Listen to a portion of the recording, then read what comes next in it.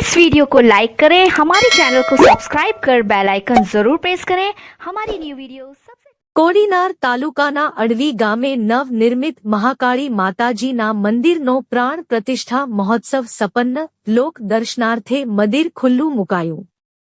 ડોળાસા કોડીનાર તાલુકાના અડવી ગામે નવનિર્મિત મહાકાળી માતાજીના નવા મંદિર ખાતે 3 દિવસીય પ્રાણ પ્રતિષ્ઠા મહોત્સવ આજે તા 1/5ના રોજ સંપન્ન થયો છે અને મંદિર મહાઆરતી બાદ લોક દર્શનાર્થે ખુલ્લું મુકાયું છે.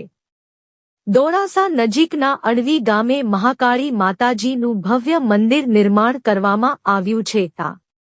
મંદિરમાં મહાકાળી માતાજીની મૂર્તિ સાથે હનુમાનજી, કાલ ભૈરવ વગેરે મૂર્તિઓને શાસ્ત્રોક્ત વિધિ બાદ સ્થાપિત કરવામાં આવી છે. તે ઉપરાંત મહાકાળી માતાજીના ઉપવસક સંત રામકૃષ્ણ પરમહંસની મૂર્તિની પણ સ્થાપના કરવામાં આવી હતી. શાસ્ત્રી ચેતનભાઈ જાની અને હિતેશભાઈ ભટ્ટ દ્વારા શાસ્ત્રોક્ત વિધિ કરવામાં આવી હતી. અડવી ગામે મહાકાળી માતાજીના મંદિરની પ્રાણ પ્રતિષ્ઠાનું આયોજન થયું અને મૂર્તિ સાથે મહાકાળી માતાજીના પરમ ઉપવાસક રામકૃષ્ણ પરમહંસની મૂર્તિ પણ સ્થાપિત કમિટી દ્વારા નક્કી કરવામાં આવ્યું હતું.